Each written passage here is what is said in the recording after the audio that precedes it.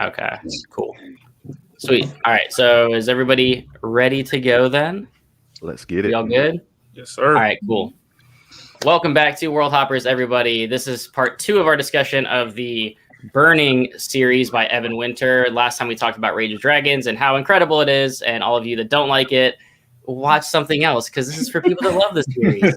So Fires of Vengeance, book 2, this would be that discussion. Once again, for Worldhoppers, this is a collaborative channel. All of the AdSense revenue and merchandise sales goes to charity, so definitely keep that in mind when you're watching this, and sit back and enjoy the show. So let's go ahead and introduce ourselves real quick. For those of you that might not have seen this last time, I'm Alex Nieves. I will be hosting it this time, and I'll go to Leslie.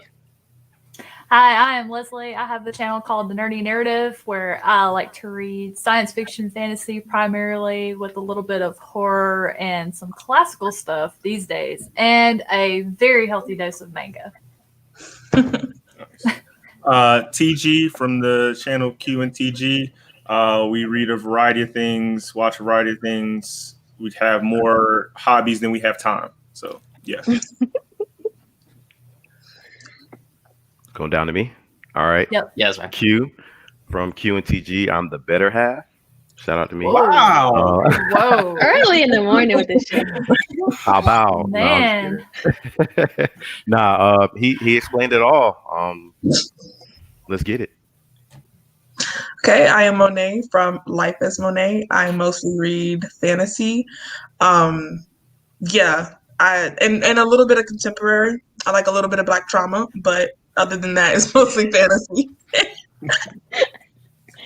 Hi, I'm Erin from Books and Busy. I mostly read fantasy, romance, sci-fi, but I read a little bit of everything. So, Alex, back to you. All right, cool. I'm here. Okay, good. So we will start this off. So last time, I don't think we got too spoilery, did we? We probably did. Not in I the feel beginning. like we did. No. Okay. But this is a We will- sequel. It's all spoilers. So Right. we'll try to keep some air of caution around some of this, maybe, but I have a feeling a lot of this will get pretty spoilery. Absolutely, when we're talking about some of this beyond book 1, if we're talking about stuff from book 1, if you haven't read it, beware, because I'm sure things will come up, because some of these questions we'll probably have to talk about book 1 a little bit. So starting with, after finishing Rage of Dragons, what were your expectations going into Fires of Vengeance? So I wanted to start with this, basically saying, based on how book 1 ended, what were you expecting to happen in book 2? And we will go ahead and just go around again. So let's start with you, Leslie. I just wanted the momentum to be kept, which I was very happy with, but I wanted more of the focus on the women in the book, and I wanted more history. But really, I would have taken anything to just keep that momentum going with all the fighting happening. Did you get what you wanted? Oh, I got everything I wanted and more. I was expecting death, lots of death, mostly by sword. That's how they administered their death back then. Maybe so a little bit of explanation into the magic system. I kind of like just took it for what it was. In the first book, so I was like, okay, give me a little bit background on that. So I was expecting that. And I didn't expect things to wrap up, but I expected the journey to just expand a little bit, and it did. So that was kind of my expectations. For me, I was thinking the rage was going to continue, which it does. But I think he answers a lot of the things that we were kind of really curious about in the next book. But it met my expectations. There was a lot of fighting, which I was down for. It's what I wanted. So it hit the nail on the head. I think I was expecting more history, which we got. There's actually an entire snippet where she was breaking down the story, and I kept rereading it because I'm like, okay, I want to make sure that I understand this. I was also expecting it to expand beyond like, you know, his small world, and like we can get an insight to other communities and people and like groups and stuff like that, which is a 4-book series. So for where we are right now, I'm pretty satisfied with. And then mainly I wanted Tao to have more sense. I did not get that. I didn't get that. I knew you were gonna say that. I told that there was some brain cells in there this time, and there wasn't. If he had 0 in book 1, he at least had 5 in this book. No. Come on. Come on. I've already told Aaron that I hate it here. the queen put a timer in his head and said, if you wait for this timer, you can go crazy. And so he just sat there and waited and clocked the time in his head. He had no thoughts, no opinions. He just knew that at 12 o'clock, Please hate him. And he waited until 12 o'clock. That's Why are you on the Gush stream? because I'm here for the book, but Tom has no sense. And Tom is the book. She's a mole. She was sending to destroy us from He's within. an imposter among us. I love it. I love it. Going into Fires of Vengeance, I did expect a little bit of a romance. I did expect the world to get bigger, to learn more about the history, about when they were on Osante. I expected there to be more vengeance. There was just one epic vengeance sequence that I was expecting. We'll talk about that a little bit later. I was expecting more camaraderie with like the Sword Brothers and like their little found family. So those are the things that I was expecting going into Fires of Vengeance. And just to wrap it up, basically, I wanted to see Tao be a little bit less just rage at all times, which he was sometimes. He had some restraint, okay? So I said she put a timer. She said I wait till 12. And he didn't wait till 12:01. I wanted to see more of Isogo and learn a little bit more about why it exists and sort of like how it functions. And I think we got plenty of that. And we learned a little bit more about not just Tao and his brothers, but we learned a little bit at least about the Zadine and sort of like the culture of who they're fighting, because you can kind of see where this story is going. It's not, face value that you get of Rage of Dragons where it's like good versus evil. It's kind of like one of those, well, are we the bad guys? Are they good? So it's like you're getting a lot more of that, which I anticipated. And I wanted the same amount of action, if not more. And of course, there was tons of action, which I love. So I got pretty much everything that I was expecting out of it. It was the exact kind of sequel that I wanted, and that's what I got. So I was satisfied with that. 100%. Excellent. Okay, so why are there other questions popping up right now? What is happening? There's like random questions popping up on the side as example banners. There's like, name a cartoon that you love. Like, it has nothing to do with anything. All right, so let's go to question 2. So in your opinion, from book 1 to book 2, and feel free to mention specifics from book 1 if you want. So spoiler alert. What did this book get right or improve from book 1? So what's something that you maybe didn't love in book 1 or you wanted to see expanded on that you really think he knocked it home on book 2? Leslie? Everything. Every little, like Next if you question. had to pick something about Rage to not, just want more of, he did. It's like he listened to all that. He gave me more of the women. We got the history. The world expanded a little bit more. Just action everywhere. Everything I could have wanted, he just totally went there. It's like, did you read my mind and then write this book for me? Because it felt like he did. But I especially loved all the history. All of the history when she was telling him the stories was just, I was eating it up. And we got a fair amount, but I still want more. But That's why there's 2 more books, right? I can't wait. And I'm probably going to reread these 2 right before I read that one, just for the heck of it. I think what you said earlier, Alex, he did a good job of it, like making us question who we're rooting for. It's known. I was said from book 1 that like they are the invaders, so we're rooting for the invading force. And so he made them even more kind of like in the book. I guess go ahead, get in the spoilers in the first part of the book when he kills the Zedian prince's dad, and like cuts his head off and is like, hey, like this is what I did. Like it's like I understand why you did that, bro. It's like, that's kind of messed up, man. Like, y'all aren't really right, you know, in the way y'all approaching this thing. Because y'all had a treaty. Y'all were going to have like a set time to do something. And you broke that for the hell of it to say like, all right, this is how we're not for the hell of it to as a preemptive strike. You did that to make your team's position better, which again, we're rooting for y'all, but it's like, that wasn't really the honorable thing to do. And it's hard to be honorable with the sword people. So, but that was good. He made me question, you know, their motives and the things they're doing. And then, like Leslie said, the women, they were awesome. Like the princess, the handmaidens, they were some very powerful, great forces to see in the book. So those are probably my two favorite things I think he got right in the second book. Yeah, I'm on the same wave as LZ. Like I think this book he slowed down, in my opinion, to give us some answers, to give us that history, and to kind of flesh out the world a little bit more.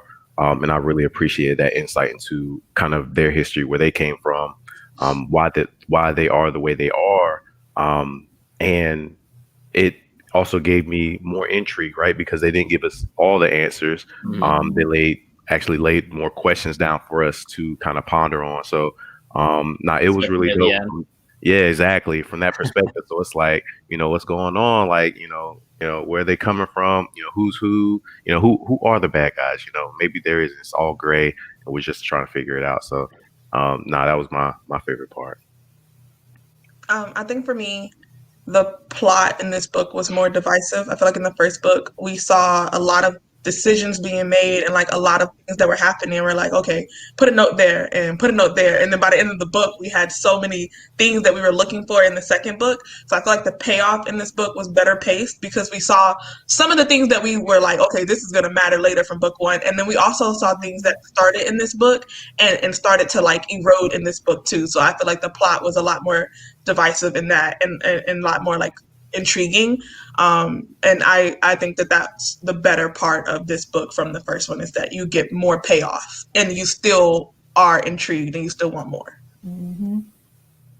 Okay, so for me, Rage of Dragons was flawless. So like, you know, I did appreciate that there was not a sex scene. There was a moment. I was like, what are we doing? But that didn't Wait, happen, so there was one flaw with Rage of Dragons then?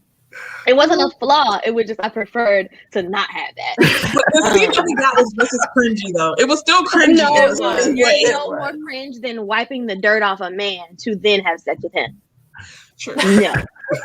No, you will not convince me.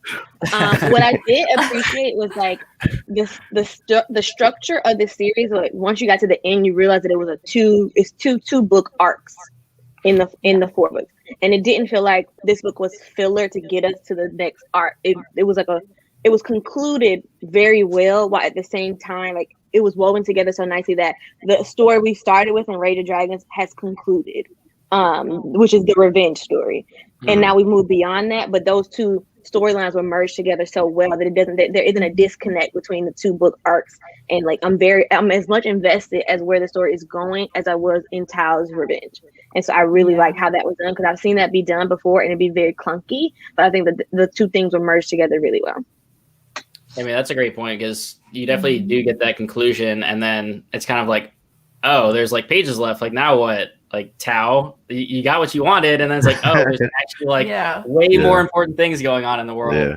So you definitely get that expansion that you're gonna expect. You know, books 2 and 3, where you get the larger scope of things. And I think for me, expanding on Isihogo, like I really loved in book 1 how mysterious everything was, where it's just kind of like, okay, that's where Tao went to power up. Like he was able to fight demons, and it was kind of unexplained as to like the extent to that was possible, or you get so much more of that in this book, to the point where Tao is actually able to, you know, take and train people, which is really cool. Even though some of it was a rehash of book 1, obviously, but the fact that he was not much of it though. Yeah, but the fact that he was able to basically say, okay, this is what I did, so now I can actually have other people do it. Yeah. That was really cool. Yeah, and every time they keep going back and back, it's like, all right, we're getting stronger. But Tao's like, I think there's some things leaking out of this world a little bit. And you get more and more of like the demons kind of showing up, and it's like, is this really happening? Is this in his head? And then it's like, oh, like, no, it's happening. So I'm excited to see that grow into book 3 and 4, where it's like, you're still at war. Like you still have to fight a battle, but it's like, here's like the real enemy coming because y'all messed up. You kind of like unleashed the underworld almost, basically. So that's going to be really cool to see. And whoever that big MFer with the sword from whatever he is. Yeah. I like how that was done though, like how the first group and then the second group, they had all had different experience in Ishiogo. And I think I wouldn't have enjoyed it if everyone went and everyone had the same experience that Tao had. All of them grew differently. They were impacted differently. We know, like with Duma, that like everyone's experience with that. And they once they had done it, they looked at Tao and like had a respect in their eyes. They're like, "This is what you did." Like, we knew you were crazy, but like, this is what you spend your free time. They're all sitting there shaking. He's like, "All right, let's go again." They're like, "What?" Yeah, so that was great. Definitely looking forward to book 3 to see, I guess, sort of where that ends up. If it's going to be like, I don't know if the two sides are going to team up and join forces and fight the bad guy, or if it's going to be like not at first fighting war on all fronts. You know, that's going to be kind of wild. I do want to piggyback off of what Leslie said about the female characters.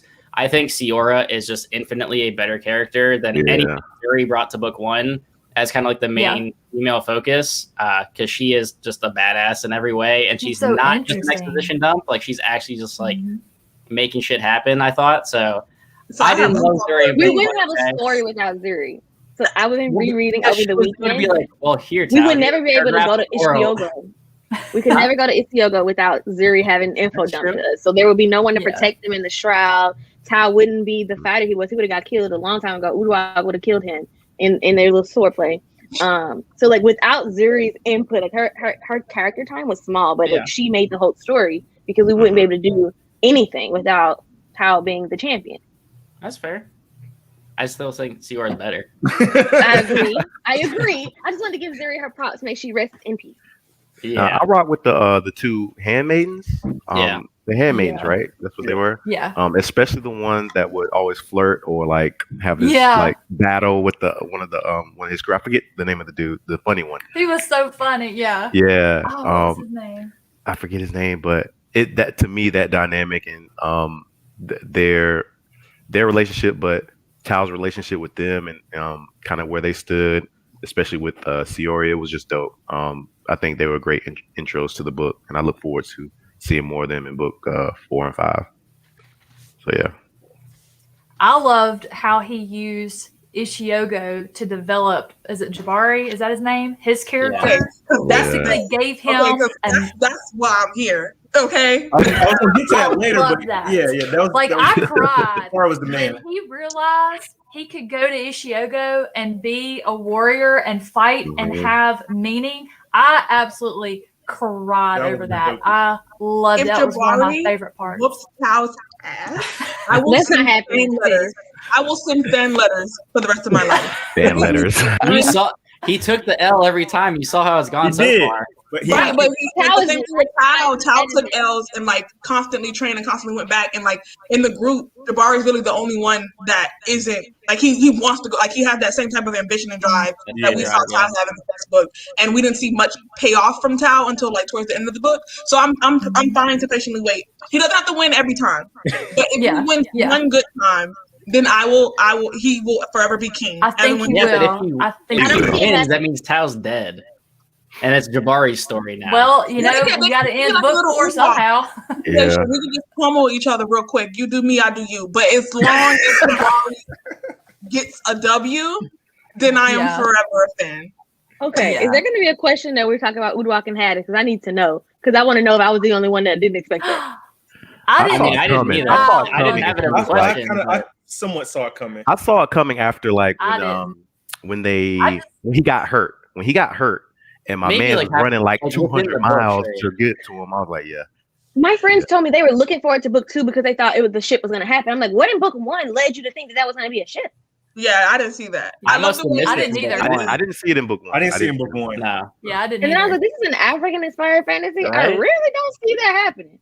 As it was happening, though, I was just like, wait a second. I was like, is this? I love it. Okay. Yeah. I was just as dumb as Tao. He was like, why do you think? I mean, like, come here. Why do you think you never seen it? And I'm like, that's really how we explain everything in the Black community. Like, oh, look.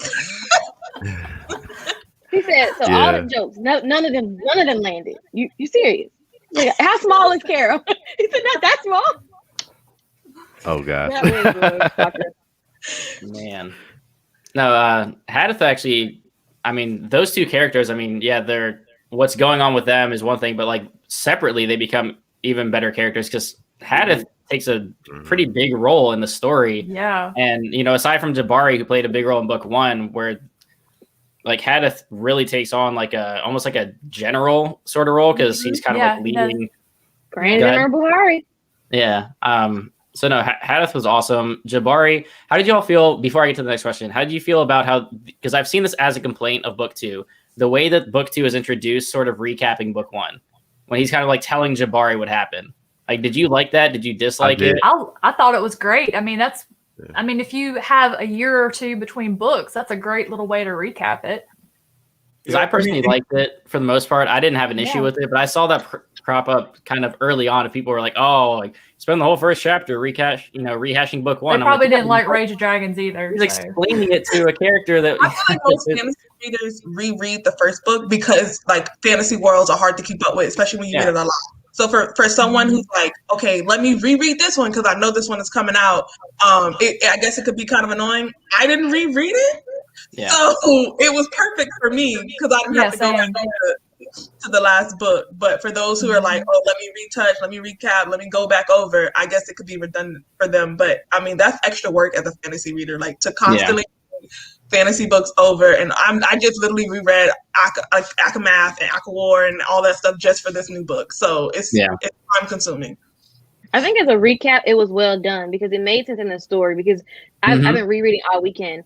And between like the first 50%, the only time we see Jabari is at one time where we get the story recap to him. And then he doesn't come back until Tao comes back to his bedside. Like, hey, bro, you want to fight in the underworld? Like, we could do that. And introducing the story that way, because if people remember, Rage of Dragons originally came out in July of 2019, like the self-pub. So I think that's also a big difference in the books, and like the improvement is we have like a whole team and editors and things like that behind it. But when you go into it, it's been almost a year and a half, almost 2 years since that story came out. And Jabari was half dead at the end of the first book. He doesn't even know what really happened. So he's like, I'm going to fight for you. This is what happened. You're going to come back to us. And that's what you do at people's bedside. You console them. You let them know what's going on. You talk to them because Hafsa was like, oh, he can't hear you. But he could. And that gave him the drive and the fire, especially when he found out about his brother, to fight and to keep going. Yeah. I think it was definitely necessary to push the story forward and to get him into like Aaron was saying, to that moment of wanting revenge and that drive to push him forward. So I think it was totally worth it. Like, it's a good point too that it was like I read Rage of Dragons last year, like in the beginning of the year. I didn't read it, nearly 2 years ago when it actually first came out. So a lot of people probably read it recently, and then I could kind of understand why I'd be like, yeah, I just read Rage of Dragons, but it's like, yeah, but that's not their fault. That's your fault for not reading it earlier. But I loved how they did it in world. It was just kind of it wasn't like previously on and then just like Evan Winter explaining it. It was like Tao explaining it to Jabari in world and like giving him what happened while you were basically dead. So I liked it. I thought it was cool. But so sort of branching off of that, what did this book do wrong? If you think it did anything wrong or worse than it did next. Nothing next. Was there anything? Was there anything that you liked less about this book from book one, Leslie? Okay.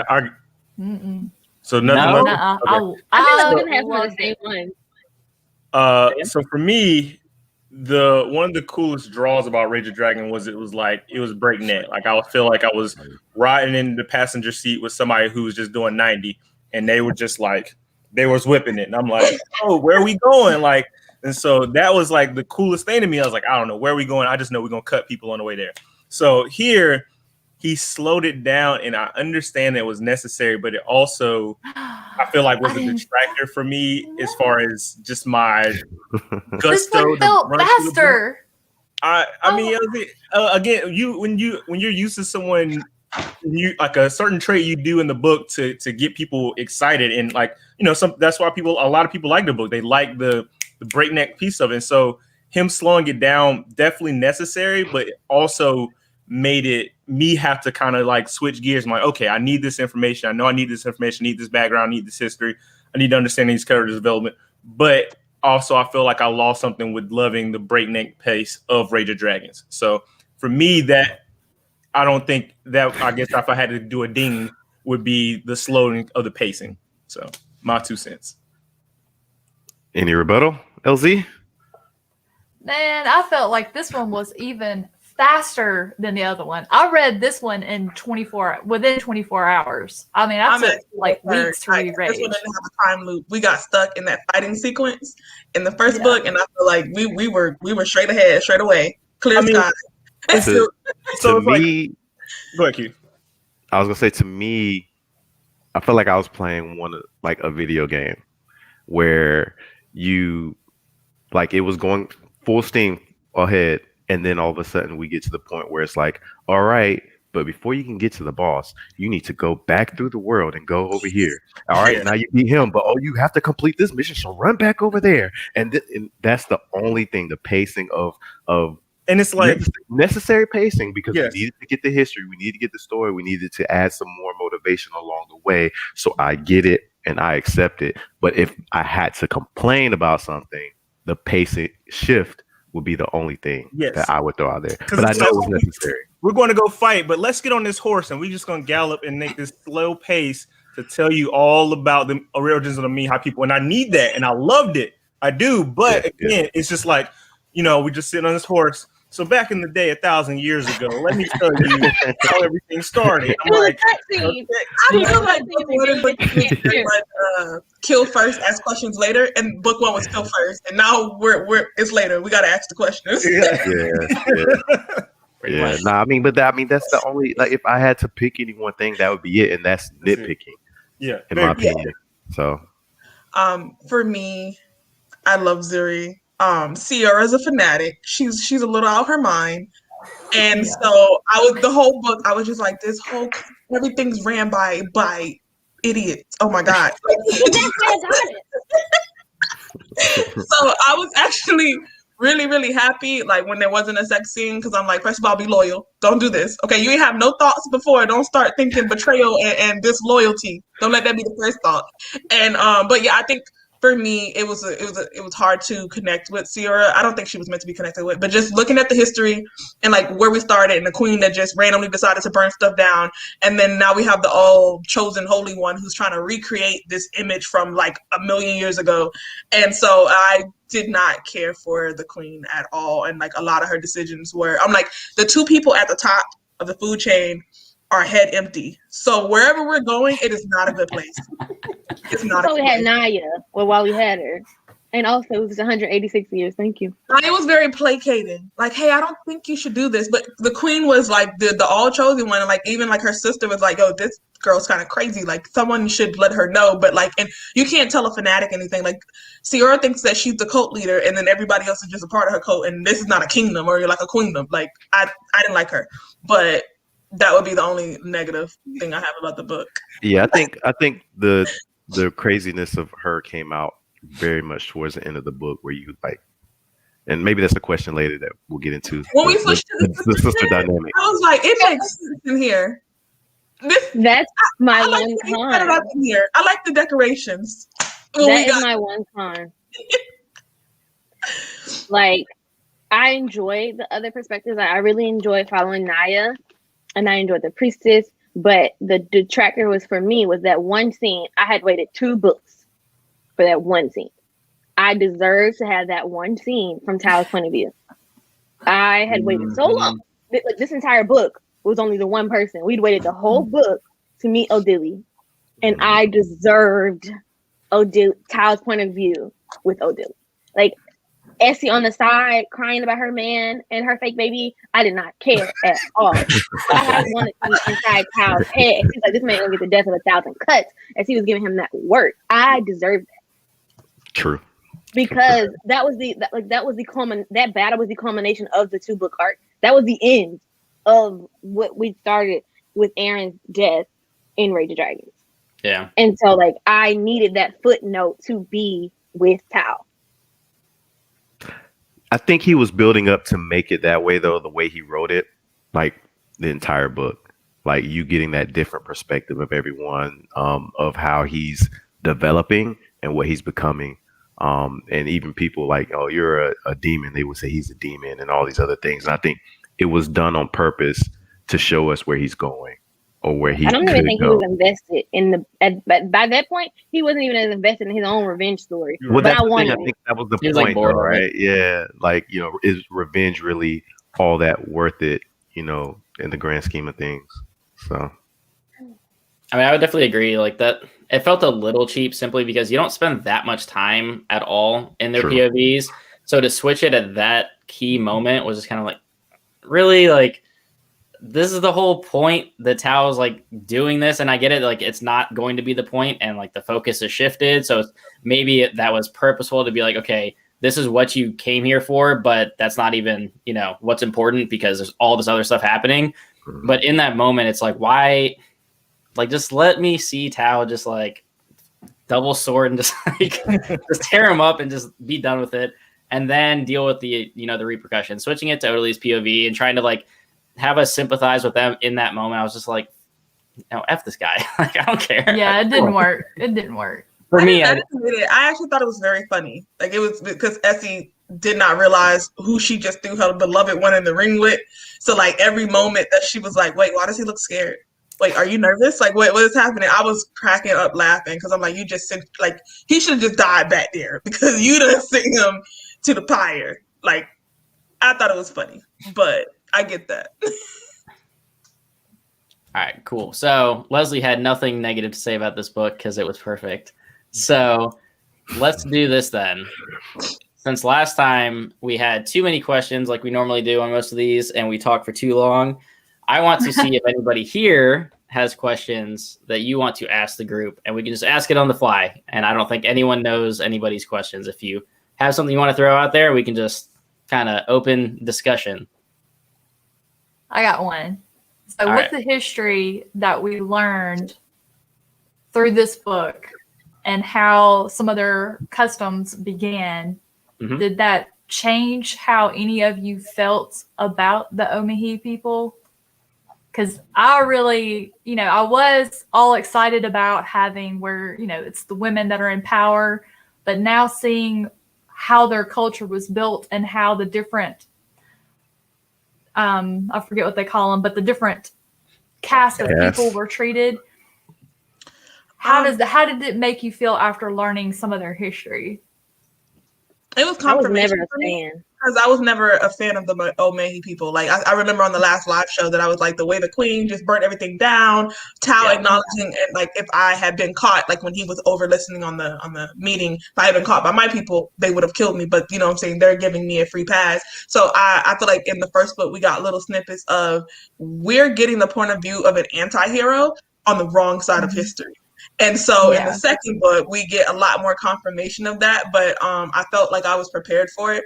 And so maybe that's why I have no quarrels about disliking Tao, because I'm like, first of all, you're on the wrong side of all this anyway. So I didn't mind it. I actually like having a moral decision to make behind the characters in my book, because we're getting their point of view, we're grown to them, we're attached to them, we see them fighting desperately for this, but it's like, are they fighting for a good cause? Yeah. And I love that about this book. Yeah, Because I wonder with a lot of the lower caste people raising up, like especially when Hadith got raised up to be a general in the army, like all of these people are getting raised up. I wonder if over the next couple of books it's going to change and their culture will change, and maybe they won't be. Because Siora's Based on what Yeah. Ciora said that she wants, I feel like it does. and it's not. go, Aaron. What'd you say? I think a dragon's going to kill her. Beyonce. She's like, I don't want us, like, we're never one people. And I don't want us to continue to be like pretending that we are one people. I want to go back home. And like when she was talking about her vision for what she wanted, she's like, I want us to go home. I want us to be the people that we were before. Like, this is not our land. We do not need to be here. This is not for us. We need to go back. So I think that they, because it's her and the goddess, their Is it? dream. Yes. Yeah. She always says we and us. So Essie told Yeah. us that Ciora was not all there in the head, that the goddess had to be in there because no sane person. No, remember- everybody was in there, but Maybe her. she's insane. Remember when like the Sword brothers went to Ishiogo and they were shook and they were like, "What?" now take that to little bitty girls going into Ethiopia constantly. Yeah, I think somebody's in there. I don't know if it's the goddess, but I think it's somebody. There's somebody, because I remember mentioning to Terry TG that I was like, why does she keep saying we and us like every time she talks? And it's not like she's not talking about her and her handmaiden, the chick that was like her cabinet person or whatever. That her cabinet. The vizier, Maya. Yeah, exactly. But like she's us, we believe, and it's like, who's we? Like what's going on? So yeah, she's we're gonna find out in book 3. She ain't. I didn't really think somebody was in there with her. I just thought she was saying that so that it would appear to people that she was actually consulting with the goddess and not making all the decisions herself. No, I think it's somebody in there. Might it be real? But if it is the goddess or if it is the queen that we saw in the prologue of the first book, they ain't got no sense either. So either way, it's all gonna make sense. It'll all come together. Oh man, how about you, TG? Anybody else got a question they want to throw out there, or if somebody else does? Aaron, you got a question? If you could pick any other character to make them like a dual POV for book 3, who would you pick? Like actual, like 50% of the book is from their POV. Jabari. Yeah, definitely. Jabari. How are you going to pick Jabari getting his revenge? Tao? I feel like Tao has so many monsters, and we see him almost kind of, well, he did kind of make a monster out of Jabari, but we actually see him do to someone else what was done to him, which is like the slaughtering of a father right in front of him.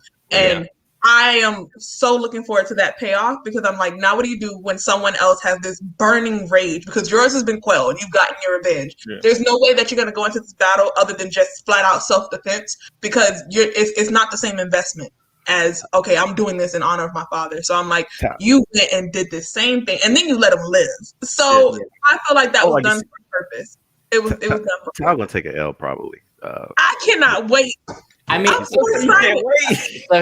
Kyle went through the city and burned it. He said, I'm going to get your mama, your sister, everybody you ever met. I'm going to burn their eyes out. His perspective would be good. The relationship with his brother was kind of, and I guess that would be my question. Like when we met up with Tao's mother again, how did we feel about her this time around? Hate her. She's gonna be trouble. POV, but his mom is a curse word specifically. Yeah, she's the word. She's an opportunist. I want him to kill her. Yeah, she is. So I have a question though about, so if we follow, is Jabari still like crippled basically? I mean, he's scrapping at the end of the book, right? Like he went and killed. He's a little mobile. He can move a little, but he's still always in constant little pain. mobile Jabari's gonna have a full POV of half the book where he's like hobbling behind Tao. Like, hold up. With Tao in each logo, it would be, I guess, the same thing, but it would be Jabari's experience. And like Aaron said earlier, everyone's having different experiences down there. I feel like the next book will probably be, because like they're on the verge of war, right? The people are like coming. So I think it'll be so fast with the war talk and all that, and then to slow it down with the Jabari's perspective of kind of sitting back and training and seeing what he's seeing, and like, I don't know. I think it'd be cool. Or it could be those the 2 new people that we met right at the end that could show that they disappeared, showed them how they just like blinked out. So Hadith would be cool too. Like, I don't know. This is a decent. There's at least a good 2 or 3 characters that. If we when they were breaking up and going on like the missions, and they were sending people back to the capital, and they got back, and Hadith was like, "Oh, I did X, Y, Z. We've done all these things. We had an insurrection happen. I'm like, I wanted to see him make his and he really handled it though. He really like put his foot down and was like, "Why didn't you tell nobody? Why you didn't call for backup?" Like, nah, I had it. They think they playing me. They think that, what I'm saying, they got me. I'm just placating them. I've been moving around them the whole time. So I think that would be interesting from his point of view too, because he doesn't waste time on politics or niceties. You can feel how you feel. I'm still gonna go do this though, but sorry to you. I like that about him. I feel like you like him because he's the opposite of Tao. Like, he's cerebral. He thinks There's so about many everything. other characters in this book, and Tao is just not the hill I want to die on, and I will die on it. I will. You wait till I train my Pokemon when Jabari's ready. Jabari's ready. I'm here. What's Jabari gonna do if they don't go to Ishioga though? Lay there and die. Yeah. Gonna be like, what? I think Jabari's gonna die in the Yeah. third book. The priestess said this is like the surge. He's in pain. He cannot do the things that he's doing, but he's doing them anyway. He is not going to live long. But what if he's like a vessel or something for these other things that are trying to come out? See, and that's another thing. That's The demons are jumping out of Ishiogo, so it's like Jabari, Yeah, like the big jumping out two-sword there. dude. Like, what if he comes out and it's like, look, I can heal your body. Don't worry about it. Let me in. That would be. I think that it's important He would that do it. other people go to He definitely would do it. because I don't think Tao can face these demons himself. I don't think that Tao has the capacity to put back whatever it is he unleashed, if he even unleashed it. He did not. I think that's what I'm saying. If, but I don't think that Tao can shoulder this war on his back. The one on land with the people and the silver skinned people, he got that one. But this one with these demons, he might need some help. So I see it going this way. Either the big sword dude is trying to make Tao his like conduit body or whatever, so he can come in, or it's gonna be Jabari, or it could go Tao and Jabari has to kill Tao and Ishiogo before he is taken over or something like that.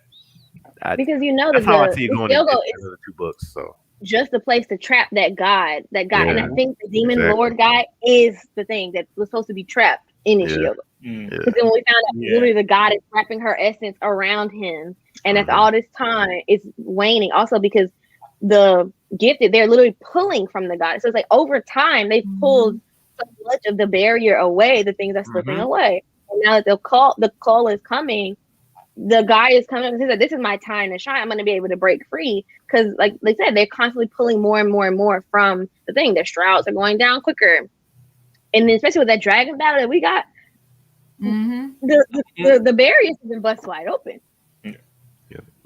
Go ahead. Go ahead. So question. So what is it going to take for the Zidane and the Omiha to come together to fight the Cole, right? Because they've tried to do parlay peace treaty. I kill your dad and kill my people. So, but the Cole is the bigger threat, right? They can apparently they have the power to wipe out everybody. So what does it take for them to come together, to them to meet a middle ground? Like, can Tao eat that L of you killed my sister, black mom's eyes out, but we need y'all? Like, how do they get there? Kanna's the one you want to worry about, not Tao. Tao don't care no more. Kanna's the one Kanna's coming with that heat for sure. The view on the Zidane people is hard to get because when we see them in the first book, and like Tao has a one-on-one perspective, the lady showed some patience. And then we have this big betrayal at the end of the book, but it turns out it came from our end and not theirs. And then we kind of see them again, and then we learn at the end of the book that Kanna is going rogue. So it's like, well, what is it? And then the guy comes unbothered. He's around a bunch of warriors who's ready to like take his head off his shoulders, and he's not worried about a thing.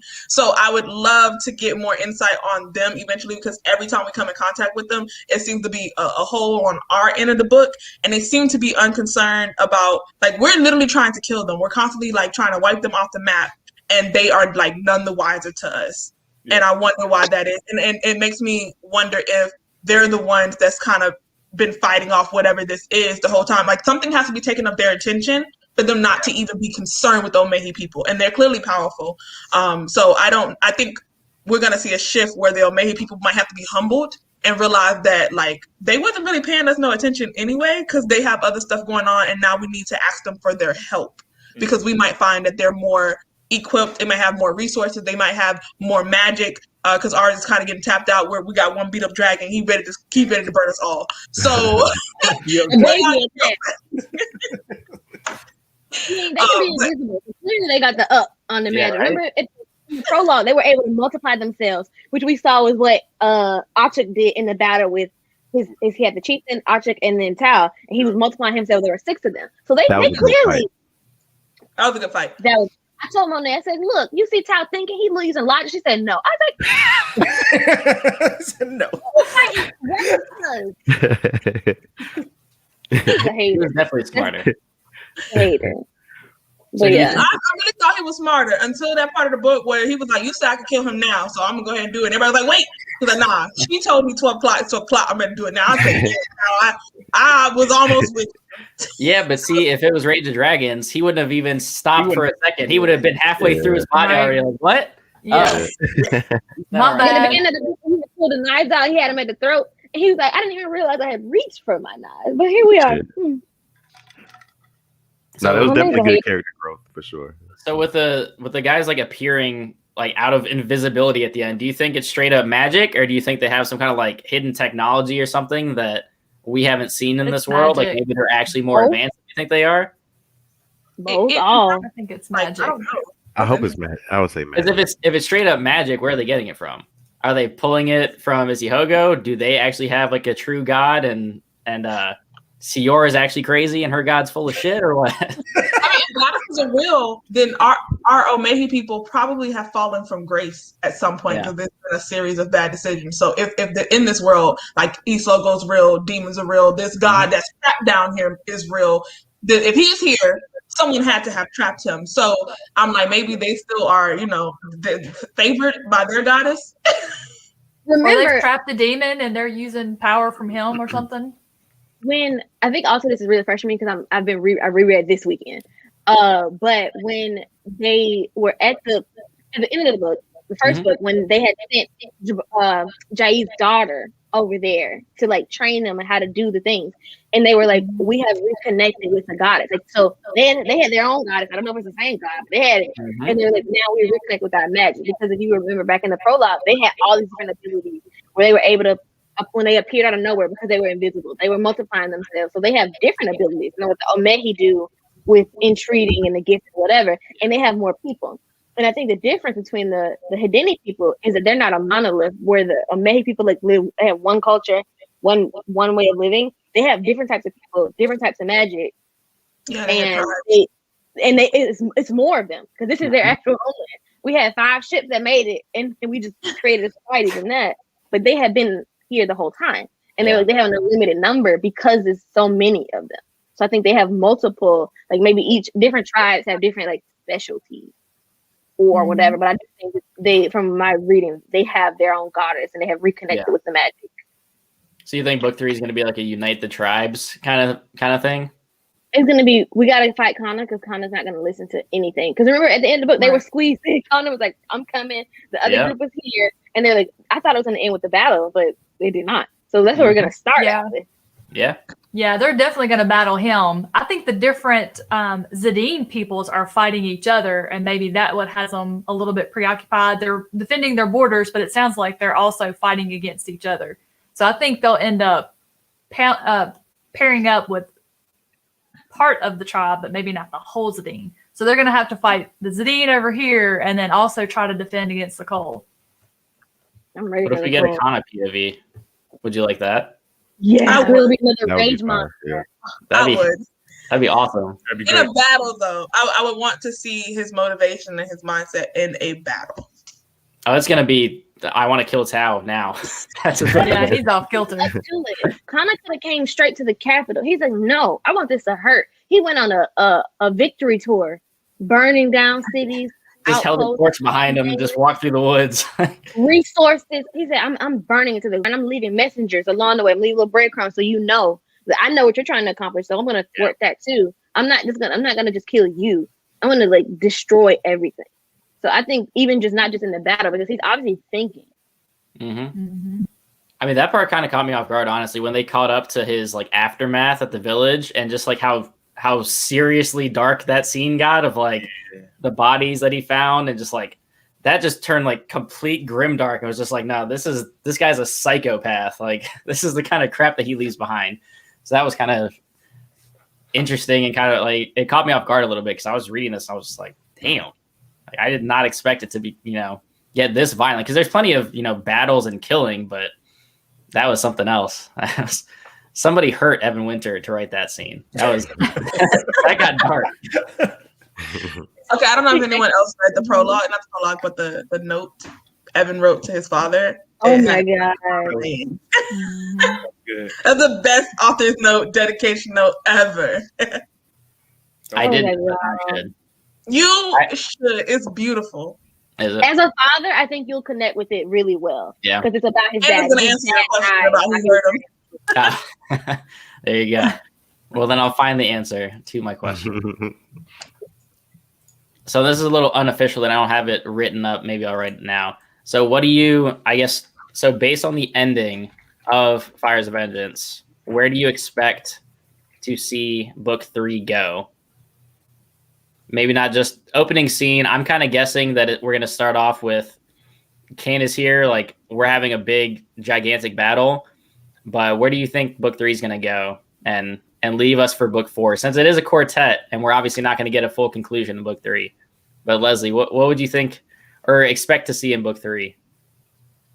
I think we're going to have a battle between the Omihi and the Zadine. They're going to do a whole lot of fighting against each other before they can band up against the threat they're both going to be facing soon. But other than that, I'm not sure. I also think probably the dragon's going to cut loose somehow. I've been waiting on it to escape. Yeah. That dragon cut loose, we got a problem. I know that's the one thing that just hacks me off about people saying there's no dragons in Rage of Dragons. They would kill everything. They would wipe it out. The book would be over. I always push back on that too. Just because the book's name is Rage of Dragons doesn't literally mean that there needs to be like 400 dragons battling on every page. Either. Apparently, like it has to be on every page. The dragon battling fires. The big black dragon. Yeah. Chef's kiss. Being inside the dragon's head when Fiora was like, I was like, yes, this is what I'm here for. I love that battle scene. They might need whoever Big Sword Man is. Did they give him a name? The big. I think we have two big bads now at the end of this book. Well, really 3. We got Kana, who is the smallest of the big bads.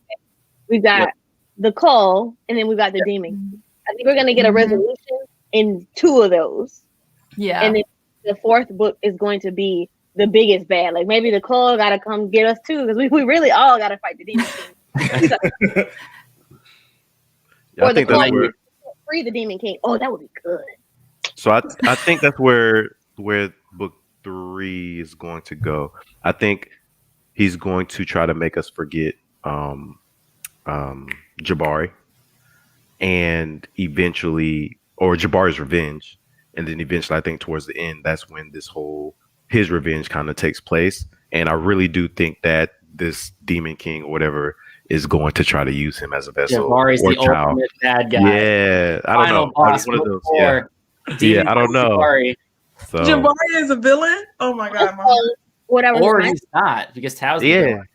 Y'all know Tao is losing his mind even more because of the poison, the dragon blood. So I'm like, I feel like Tao might actually die. He could die. I feel like this would be the perfect book for like the last book. Our main character is already, he's dead in the end of the 3rd book, because like the priestess told him, it's not gonna kill you, you're gonna kill yourself. And he already spent time in the underworld. He wasn't, he didn't have all the marbles to begin with. He like hacked off his thigh. He didn't got much of a thigh left. Right. So he'll be the one to get possessed by the Demon King and then kill himself so he can't get out. And so the Demon King can have complete control of his like corporal body. Wouldn't that be great?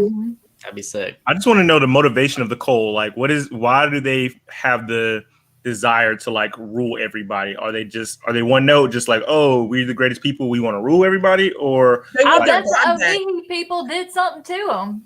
They want their god back. Whoever's trapped in the underworld, that was who was giving them their powers. That was their god. The Cull served the Demon King?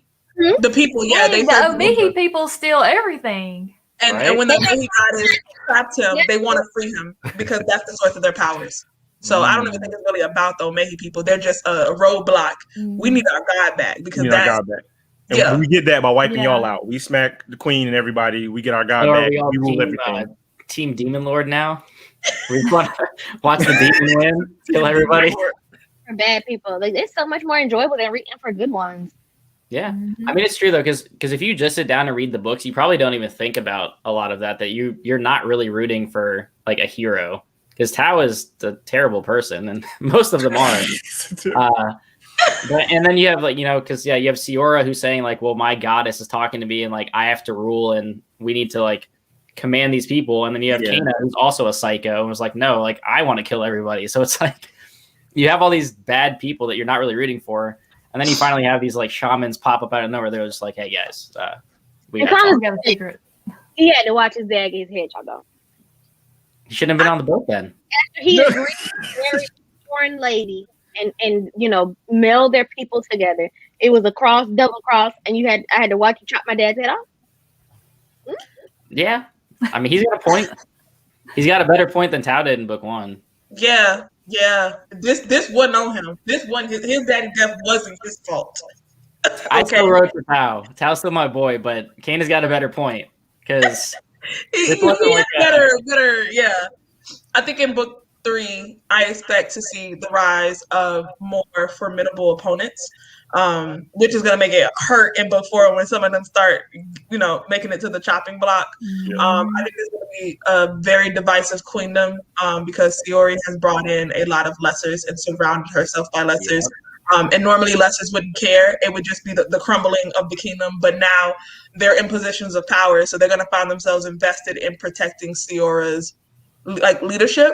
Yeah. And I think they're going to question her too, because she doesn't make very sound decisions. So it's going to be what do we do? Because her downfall is our downfall. We have impending wars coming on all fronts and we need to be united. However, she's not the most competent leader and Essie's gone. So I'm looking for the internal conflict of that with constant reminders that we have war coming from all angles. I think the lessers would gear up and go behind Tao, because if you remember how he was inspiring them in the Queen's melee, and when he was meeting the kids on the road, and she was like, "You're a lesser. Why are you wearing Queen's clothes, Queen's clothes?" And just all the things he is to them he really is Siori reborn. He is the pinnacle of they've never seen a lesser do what he's done. He's the reason that Hadith is where he is. I feel like the people might rally behind Tao, and then it's Tao v Siori, because it's your authority cannot supersede mine. Tao gonna need some exactly he wants to. I'm saying people themselves would rally behind them. Tao gonna lead him to death. That's why he told her you might want to get this. I'm gonna kill us all. Tao will literally tell y'all, listen, don't be worshiping me because we all gonna die. So I think that could be a problem. And she's I'm gonna have to put him down too, because the people will be we looking to him. We're looking to him for our guidance, because you're not a lesser. You don't know us. You have your own motive. Vibes. This is like Danny being worried that John's going to take the throne. She's like, no, they need to respect me. I don't want the fire. I think Hadith is going to be the one. If it were to be anyone to kind of, I don't know, Hadith will be the one to notice, she ain't right. She keeps saying we. Who is we? What's going on? I feel that would be so exciting for me, because Hadith, like I said, is the kind of person who will move around you. And if we get a plot where Hadith fools everybody, I will be here for it. And if that's his ultimate scheme, is I'm gonna dethrone her, that would be chef's kiss. But that means he's gonna die. No. Why? Why? We like Hadith now. To me. He seems to be a good character. He's getting the axe next book. He's gonna get his head cut off. Yeah. He's gonna stumble down the wrong corner. He's gonna reveal too much, and he's gonna get got. Nah, you forget who his man is. Exactly. Udaw's not gonna let that slide.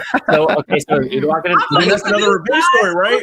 It's gonna be on demon time. He's on demon time. You can't tell Udaw not that he's. Yeah. If somebody got Hadith, Udoc is just everybody's taking the L in Udoc's path. So that could be winning against Udoc, Tao was losing until he started training in Ace Logo, and that's how he got the one up on Udoc. But now he's been in Ace Logo too, so it's what's up? Yeah, but Tao still got lifetimes on. They're also They all still look up to Tao when it comes to that. Was one of the first, not the first, but the girls outlasted him. So remember at the end, when they would list out who would go first, and by the end, it was Tao was the last one. Then it was Jabari, then it was Anuet, and it was her sister. But then it was Udoc. I feel Udoc got too enraged, because they said he would go off on his own. He would go 10 feet deep into the demons, just ah, and then he take an L. So I think that's why he took that L, because he got battle high. And now they all have dragon scale? Yeah. I mean, we have to lose somebody next book, though, right? Yeah, somebody. So If you had to guess, this will be, I guess, like the last quick question. If you had to guess from like our main cast, who do you think would die next book? At least one person, like an impactful death. Who do you think would Udwak. not make it? It's got to be a Thor brother. Yes, maybe Udwak to kind of, I don't know, like handicap Hadith in like his. You know what I'm saying? Like, because they have like a relationship now, it's like one of them's gonna die. One of them Yeah. Like, I think one of those two. It can't be Jabari because they're just now getting his story kind of going. Better not be. I don't think it'll be Tao. I don't think it'll be Tao unless somebody's stepping in as the main POV. But I think it's gonna be Tao's story throughout.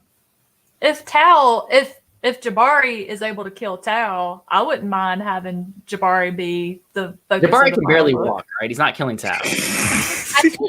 What if he gets taken over? If he lets the Demon King in, he can. I think if we don't lose a character to death, we might lose them to like the other side. True. Yeah. Like we were talking about earlier, how they could like be part of like the Demon King be possessing them.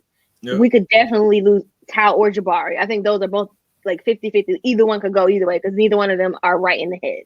Yeah. I feel like I'm with Q because I think we all know how Udwak would be if Hadith died. So for a little razzle dazzle, I think Evan would switch it up because we don't really know. I feel like Hadith has more common sense than everybody, so he will literally be battling. Why he's gonna die? Or, He's too smart and good. if Udwak dies, Hadith might go full Kana and like go insane, and he has the control of the people, the resources, all of that, and they leave him alone quite often. Yeah, that's what I'm saying. And I think that no one pays attention to what's happening. And like it would be a big blowout because Ty would be like, wait, like I didn't know you was doing all this. I didn't know you was planning all this. Like, Yeah. Remember, Hadith said there was an uprising. He's like, oh, I just handled it. How? What did you do? if anybody's gonna steal power or anything, like, you know what I'm saying, be able to be the one in position, it's gonna be Hadith. Like, she should be worried about Hadith taking her political influence. Agreed. That or I think he'll end up with it. I see him book 4 being the one in power. And then he can easily use Tao because Tao doesn't pay attention and that's his friend. So Tao's not going to question it. Yeah. And he will easily use Tao as a pawn against the queen if he decides that she needs to be dethroned. Or the queen used Tao against him. Tao's going to be a pawn in between them. Again. Tao pawn, regardless. So we all agree. Tao pawn. If that's the case, we're going to get a sex scene because then she's going to use that on him. And that's going to be the thing. He's going to be clean this time, though, because he's royalty, basically. So you don't have to worry about that. We have one bath in this whole book. How you know that? We didn't even get a we only had one bath. And it was I thought we were going to get a sex scene in book 2 with them two, and I was just like, don't do it again. And then they didn't. In book 3. It was so awkward. It was, do you want to come in here? Is there a window in there? Is there a door in there? And a horse and new weapons. She's speaking his language. Okay. She said, let me take you up on the mountaintop and show you the light. I actually feel bad for Tao because she's manipulating him and he does not know it. He got friend zoned right away and he doesn't understand. Oh man. Yeah. That's what I was telling Aaron that when we got to Essie, like they both have these, like she has Odelia and Siori has Tao. But Siori is like, oh, when you go into battle, I'd be concerned. Not concerned enough to stop him. Right. You ain't feeling what Essie feeling over here. Like it's not the same. Tao's like, I should fight. She's like, you know what? You're right. Go. Yep. That's fun. Come back. I only have one good leg. You'll be all right though. Be cool. That's all right. We need you, champion. Do you, girl? All right. So I think we've been chatting for about an hour. I think we've had a pretty good discussion so far, but I guess we will go ahead and wrap this one up. I have no idea. Does anybody know when book 3 is supposed to come out? Is that January? Really? Mm-hmm. A year from now? Okay. That's okay. exciting. Well, hopefully, I guess in a year or so, we'll be talking about that book then, because it's going to be a while. And then watch and laugh as we're all horribly wrong about what that book has inside of it. But there's so much you can do with the world. Like we can get stories off of this book. So I love that. What I hope is, since it's not a trilogy, I hope book 3 isn't like a now let's do side quests and like not move the story forward. I don't think it will be, but sometimes that happens in quartets where it's like book 2 or 3 is kind of like, oh well, we have to like stretch things out. But I don't think think Kana we'll do might be the side quest. I'd be cool with that though. If we get like 200 pages of Kana just murdering people, I'm good with it. So, all right. So thank you all for watching our Fires of Vengeance chat. It was largely positive, except for a few hiccups where some of us don't like Tau or Siora. But nevertheless, looking forward to book 3. Thank you all again for watching. Once again, all of the AdSense revenue and any Worldhoppers merch, such as the shirts, whether it be Redbubble or whatever, Teespring, whatever we do these through, goes towards charity. So support a good cause, watch some awesome booktubers. Everybody's channels will be linked down below, and we will see you all next time.